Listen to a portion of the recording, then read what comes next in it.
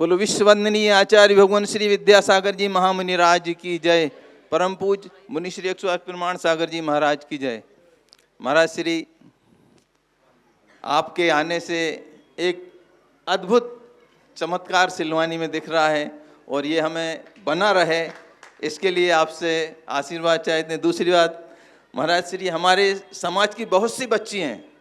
सबसे पहले चंदनवाला और द्रौपदी सीता के मार्ग पर निकली हैं और अभी आपकी आगवानी में बहुत सी बच्चियों ने लक्ष्मीबाई का रूप भी आपके सामने दिखाया और बहुत सी बच्चियां महाराज श्री अपनी प्रतिभा पाटिल वगैरह उस रास्ते पे भी चल रही हैं। तो आप एक तो हमारे देश को जैन समाज की ओर से, आपकी ओर से एक ऐसा संदेश मिले कि इस राह पे समाज की सारी बच्चियां दूसरी जगह भी चलें। और महाराज श्री, मेरा प्रश्न ये है, आचार्य श्री के साथ बहुत जगह बिहार में गए तो एक अलग चीज़ हमने देखी, जहाँ विशेष विशेष स्थान है, भगवानों के कल्याणक हुए हैं, निर्माण क्षेत्र हैं, ऐसी जगह पे समाज बहुत कम है। तो महाराज श्री, ये कौन से काल का प्रभाव है, क्या है महाराज श्री, इसका मैं बहुत कम। देखिए, सबसे पहली बात तो आपने बच्चियों की बात की। भगवान ऋषभ देव ने अपने बेटों से पहले अपनी बेटियों को सक्षम बनाया।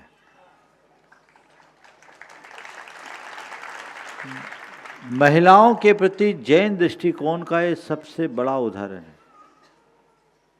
उनने सबसे पहले अपनी पुत्री ब्राह्मी और सुंदरी को पढ़ाया। ब्राह्मी से हमें अक्षर विद्या मिली और सुंदरी से अंक मिला। अक्षर और अंक के बिना अध्ययन ही खत्म हो जाता है। तो मैं कह सकता हूँ, हमारी असली आंखें तो अक्षर और अंक है, और ये दोनों ऋषभ देव ने अपनी पुत्रियों को दिया, पुत्रों को नहीं। पुत्रों ने तो उनसे लिया। और इसलिए जैन पुराणों में, आदि पुराण में ऐसा लिखा है, नारी च गुणवती धत्ते सृष्टे रग्रिमम पदम, कि गुणवान नारी सृष्टि में अग्रिम पद को धारण करती है। तो नारी को आगे होना चाहिए, अपनी प्रतिभा को सब तरह से निखारना चाहिए, उसे सर्व गुणों में पारंगत होना चाहिए। हमारे यहाँ 72 कला और 64 गुण हैं, तो नारियों के 64 गुण हैं, उनको उनसे मंडित होना चाहिए। कला गुणों में निपुण मनुष्य ही अपने जीवन को परिपूर्ण बना सकता है, और आज के संदर्भ में इन्हें आगे बढ़ना बहुत अच्छा है। आप कह रहे हैं कि हमारे स्वागत में ये लोग आई, तो ये आई, मुझे इनकी प्रस्तुति बहुत अच्छी लगी। और इन बेटियों ने मुझसे कहा कि महाराज, हमारे इस ग्रुप का कोई नाम नहीं है, नाम भी दे दो, घोषित कर दूं? तो मैंने इनको नाम दिया वीरांगना दिव्य घोष।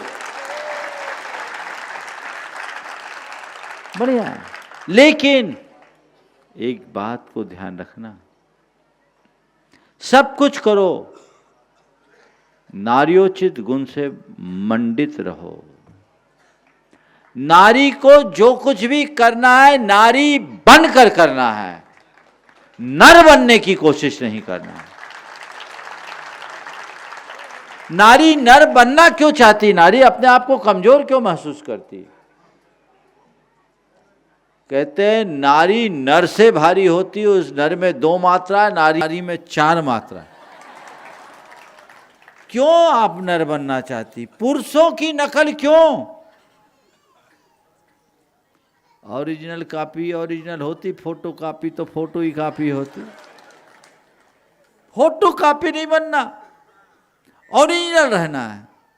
यदि इसे ध्यान में रखकर करेंगे तो हमारा मार्ग प्रशस्त होगा। इनकी तरफ सभी को ध्यान रखना चाहिए। आपने बहुत अच्छा प्रस्ताव रखा है। हर देश समाज की, हमारी खासकर युवतियों को इन बातों पर ध्यान रखना चाहिए। आज की हमारी जो युवतियां हैं ना, वो मॉडर्न तो बन रही है पर अंदर से कमज़ोर है, अथवा उसके अंदर क्रूएल्टी बढ़ रही है और वह पूरी तरह से साइबर क्राइम की तरफ बढ़ रही है। ये अच्छी बात नहीं है। वैचारिक बिल्कुल संवेदनहीनता और असहिष्णुता के रास्ते पर बढ़ना, ये कतई अच्छी बात नहीं है। नारी में नारियोचित गुण हो, प्रेम, ममत्व, क्षमा, धैर्य, ये नारी के स्वाभाविक गुण हैं। और जब तक इनमें ये गुण हैं तभी तक समाज सुरक्षित है। जिस दिन समाज से ये गुण चले जाएंगे, इन गुणों से रहित समाज बर्बर, क्रूर और निशंस समाज होगी। इसलिए नारी नारी रहे, नर न बने, ये बात सदैव ध्यान रखें।